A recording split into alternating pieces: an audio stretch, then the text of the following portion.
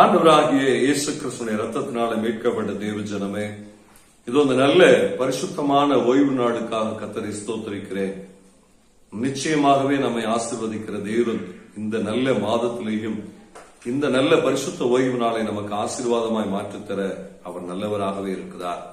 இன்றைய நாளிலேயும் சங்கீதங்களின் புஸ்தகம் 81ஆம் அதிகாரம் 16வது வசனம் நமக்கு இப்படியாய் சொல்லுகிறது: உச்சிதமான கோதுமையினால் அவர்களை போஷிப்பார், கன்மலையின் தேனினால் உன்னை திருப்தியாக்குவேன் என்று சொல்லி ஆண்டவராகிய தேவனே இந்த வார்த்தையை நமக்காக சொல்லுகிறார். இன்றைக்கு நம்மை பார்த்துதான் சொல்லுகிறார்.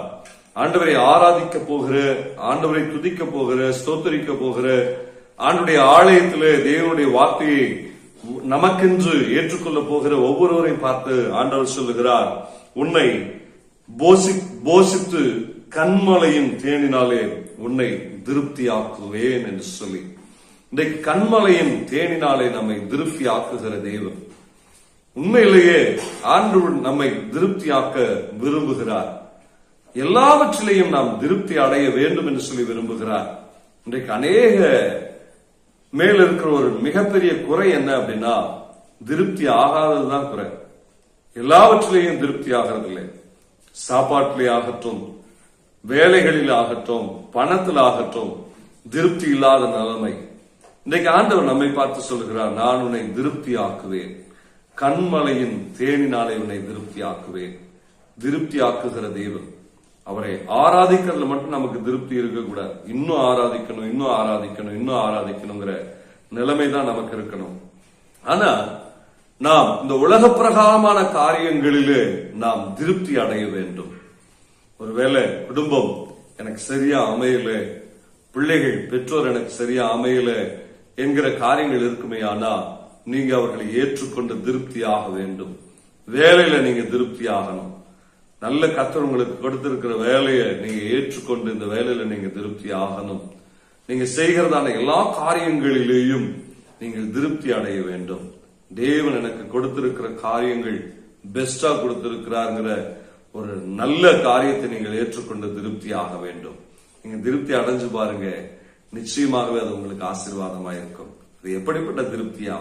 கன்மலையின் தேனினாலே திருப்தி ஆக்குகிற ஒரு ஆசீர்வாதம். இன்னைக்கு நம்ம ஜெபிக்கலாம்.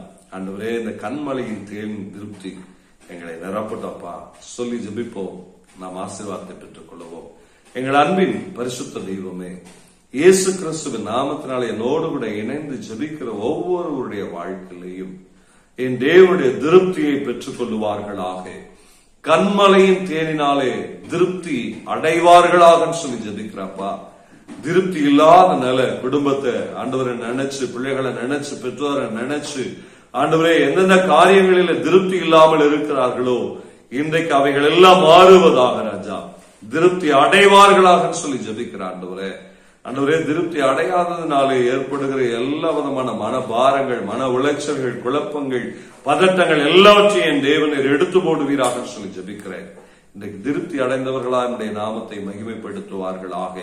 பணத்துல ஒரு திருப்தி உண்டாகட்டும் ஆண்டவரே. சமாதானத்திலே, சந்தோஷத்திலே, சுகத்திலே, ஆரோக்கியத்திலே ஒரு திருப்தி அடைவார்களாக சொல்லி ஜெபிக்கிறேன். கர்த்தர் நீர் அப்படி செய்வதற்காக நன்றி. கர்த்தராகிய இயேசு கிறிஸ்துவின் நாமத்தினாலே ஜெபிக்கிறோம் எங்கள் நல்ல அன்பின் பரிசுத்த பிதாவே. ஆமென், ஆமென். நிச்சயமாகவே கர்த்தர் திருப்தி அடைய செய்வார். God bless you. God bless you.